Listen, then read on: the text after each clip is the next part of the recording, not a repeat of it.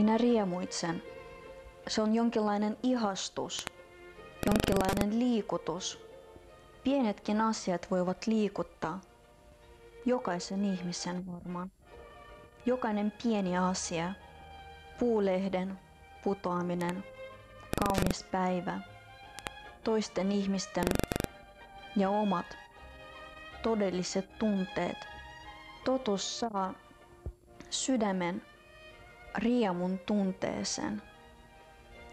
Vasta totuus on kauniista ja tämä kauneus herättää semmoista riemua, eikä sitä millään muulla tavalla voi kertoa kuin käyttäen sanoja tai kuvia tai ääniä. Minun tapauksessa ne ovat sanat ja kuvat.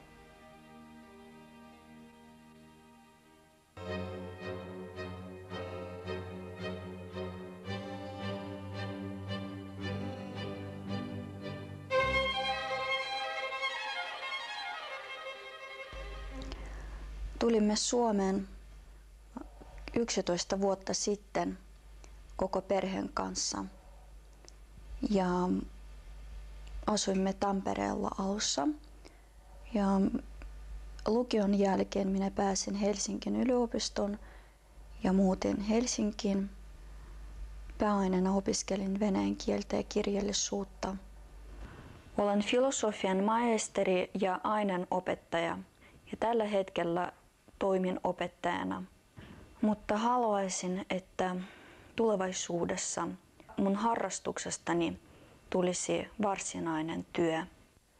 Luomistyöni, eli runouteni ja maalaukseni pohjautuvat mytologiaan. Kalevalainen myytti, Kalevala, on ensimmäinen myytti, johon minä tutustuin. Tai oikeastaan, josta minä synnyin, koska Karjalassa se oli melkein ensimmäinen kirja, jonka minä olen lukenut. Kalevala on maaperä, johon on istutettu siemen, josta kasvaa puu. Ja minä olen se siemen, josta kasvaa taiteeni.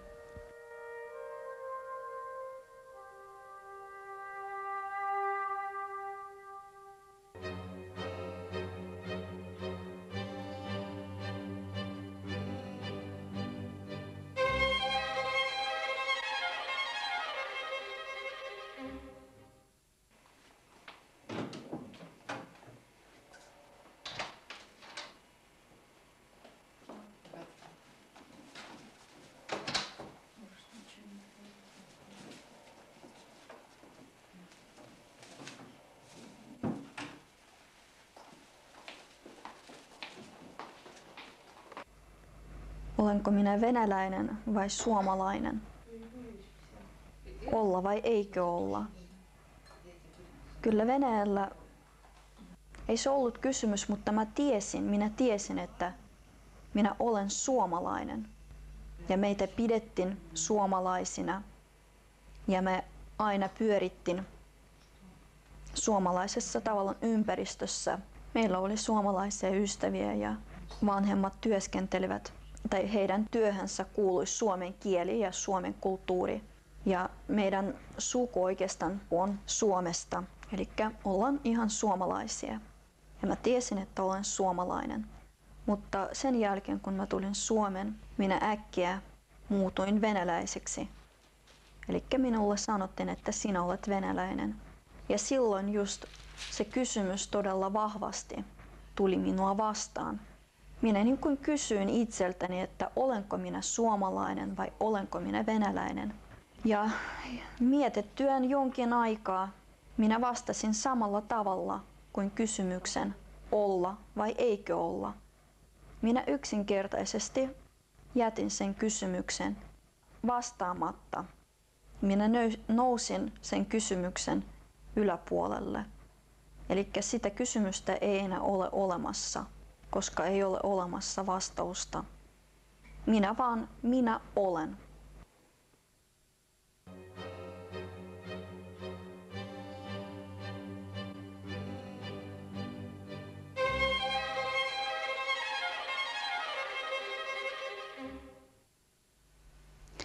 Ensimmäisen runon minä kirjoitin joskus, tai oikeastaan semmoisen vakavamman runon kirjoitin joskus 9-vuotiaana.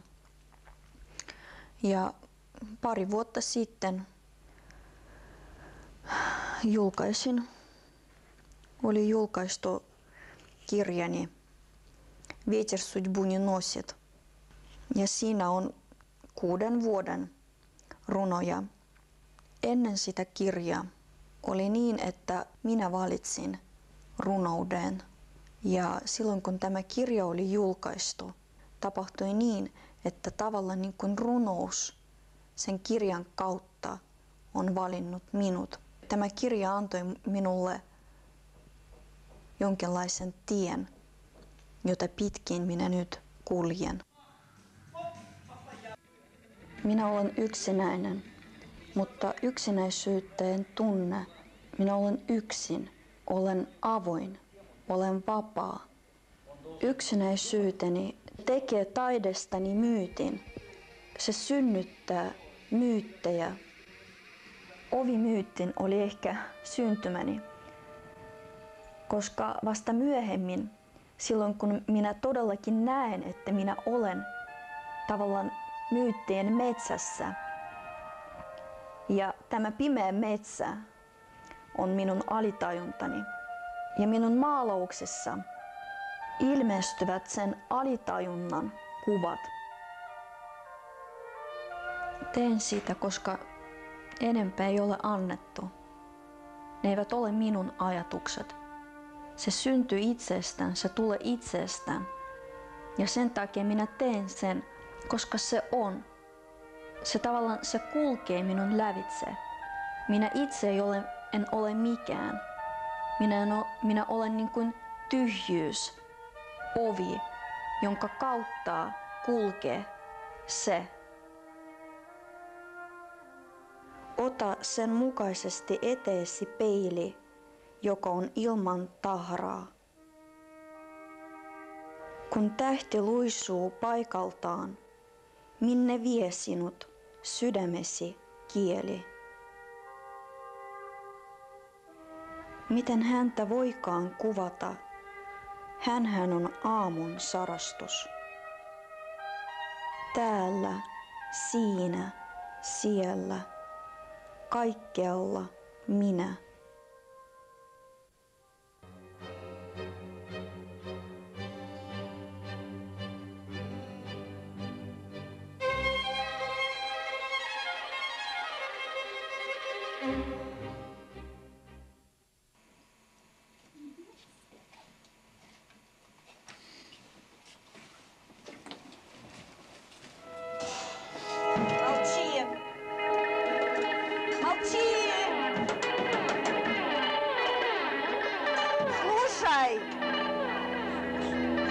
Что я скажу тебе?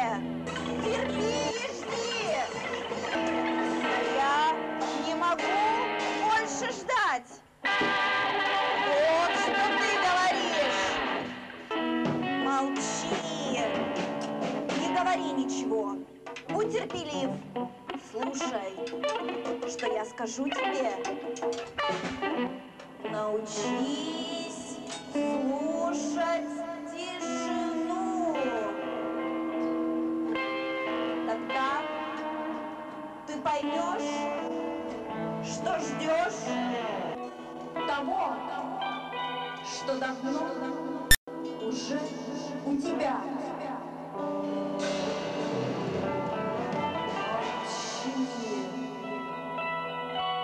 Молчи.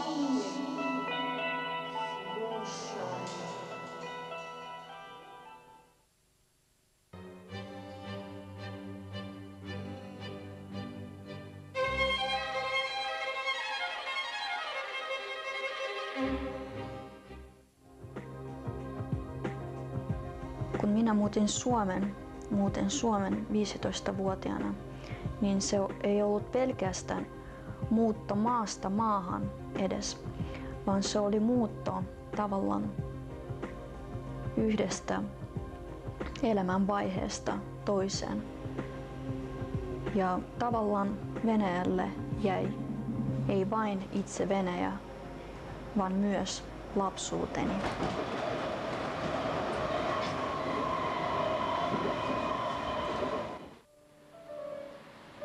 Ja silloin, kun tulin Suomeen, minä astuin jollakin tavalla aikuisten elämään.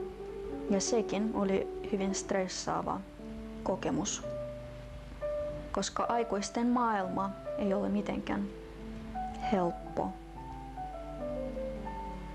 Tavallaan oli vaikea elää vierassa maassa ja ne kaikki kynnykset piti käydä läpi ihan itse yksin, koska vasta silloin pystyy ne todellakin ylittämään. Ja mitä minä tein? Minä otin psykologisia kirjoja ja myös filosofisia ja niiden kautta etsin jonkinlaista rauhaa ja yritin syventyä oman maailman ja oman alitajuntan ja siellä löytää semmoisen paikan, jossa minä olisin voinut olla niin kuin kotona. Ja lopussa minä ymmärsin, että kotona voi olla missä tahansa. Kotona voi olla Suomessa, Intiassa, Italiassa, Venäjällä, koska se koti on itse ihminen. Se koti on meidän sisällä. Ja kaikkien vaikeuksien jälkeen, joita minä olen kokenut, aika pitkän se oikeastaan kesti. Minä löysin sen sisäinen rauhan. Minä ymmärsin, että minä olen kotona. Ja nyt minä tunnen, että Suomessakin minä olen kotona. Ja minulla on hyvä olla. Suomi auttoi näiden vaikeuksien kautta löytämään ja rakentamaan oman sisäisen taloni. Tästä voi nähdä, että vaikeudet eivät ole mitenkään huono asia, vaan ne voivat koitua, paha voi koitua hyväksi ja pimeyden kautta kuljetaan valoon.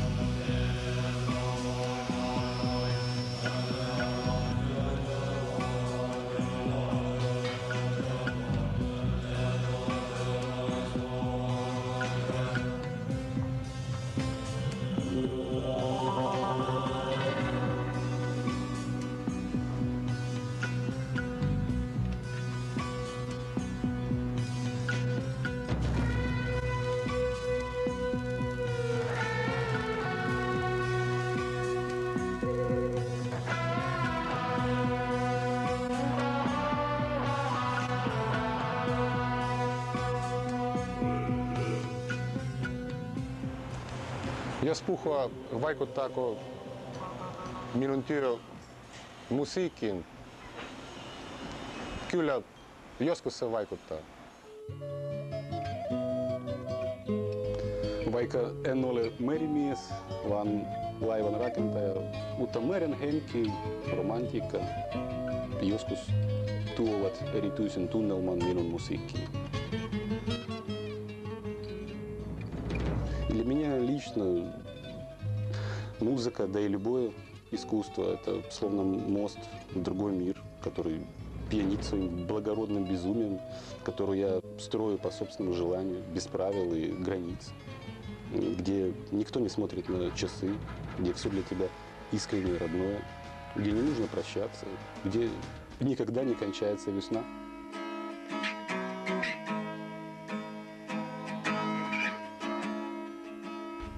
Вопрос, почему я занимаюсь музыкой, я себе никогда не задавал.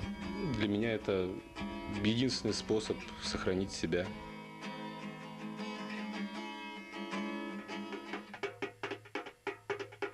Музыкального образования у меня, к сожалению, нет. Записываю музыку я не нотами, а сразу живьем на студию, отдельно по партии. Потом свожу их все вместе. В Финляндии у меня появилась возможность постепенно, не сразу, приобрести необходимое количество аппаратуры, чтобы избавиться от того, что у меня было на душе.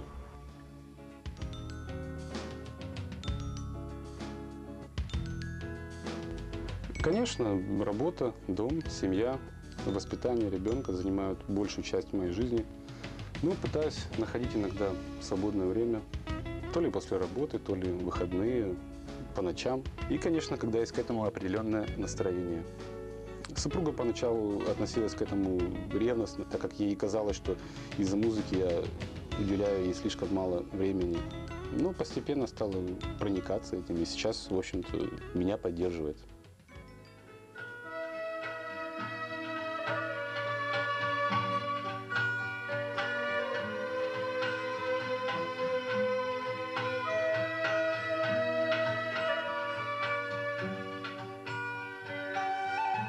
На мой взгляд, важно не только смотреть на мир, а чувствовать его. Тогда и музыка получится.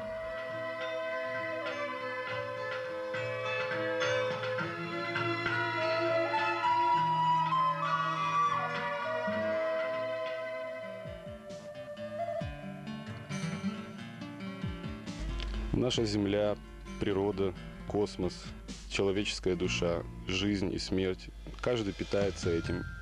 Питаюсь этим и я. Также я хотел бы особенно выделить влияние на меня и мою музыку моего родного города Киева и всего, что было связано с ним. Эта связь живет во мне и сейчас. Сюда я привез этот город в моем сердце, и музыка – это мой разговор с ним.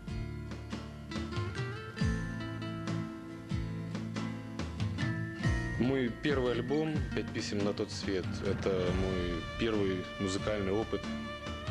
Это вроде записок, весточек простого смертного, в которых он хотел поделиться о чем-то важном с кем-то очень близким и далеким. Это как бумажные кораблики, бегущие по весенней воде в безбрежный океан, чтобы там погибнуть.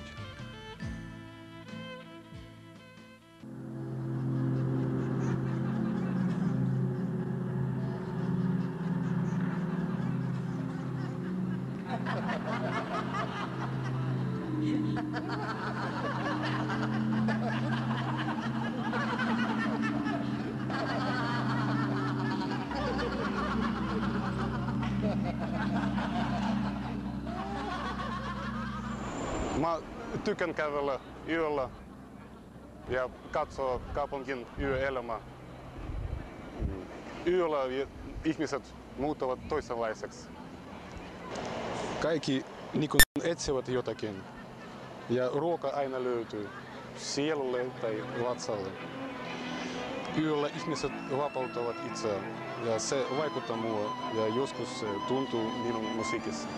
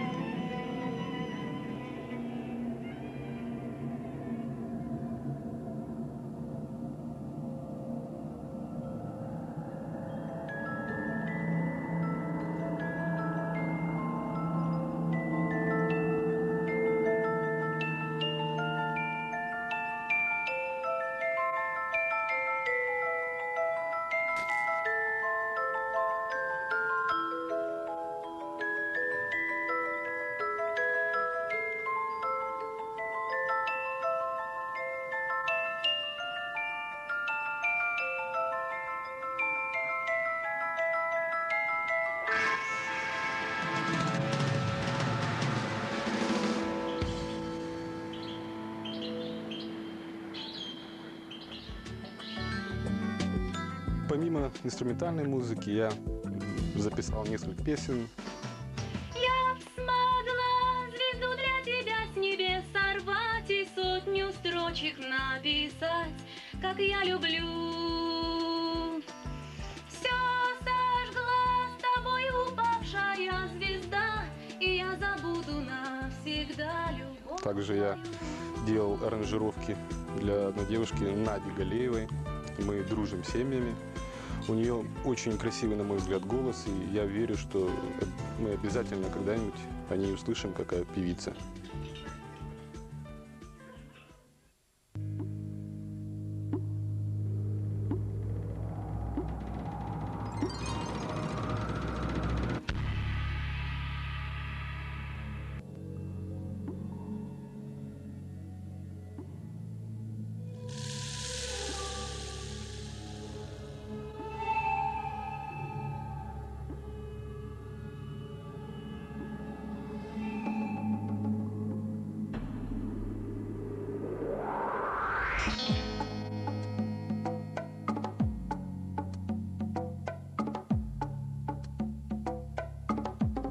Сумманлинна для меня одно из самых любимых мест Хельсинки, хотя я ее не воспринимаю как часть Хельсинки, это нечто отдельное, целое и неповторимое.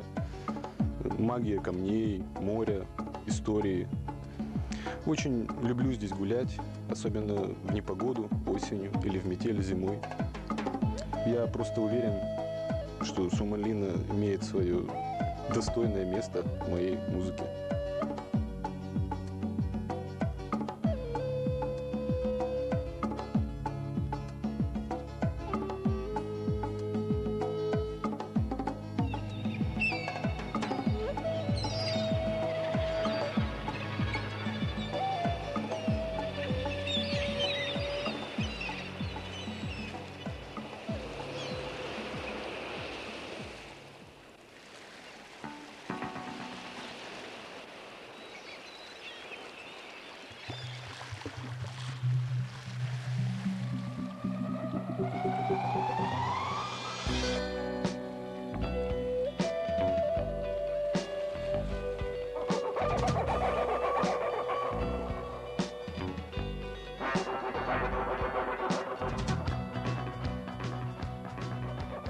На мой взгляд, важно воспринимать мир сердцем.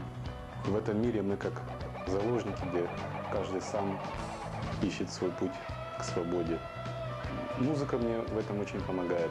Она создает ощущение движения. Мне кажется, когда я сажусь играть, я утоляю ощущение какой-то духовной жажды. Я прихожу в себя, я чувствую в себе какую-то целостность, полноту жизни. Я чувствую, что я действительно живу.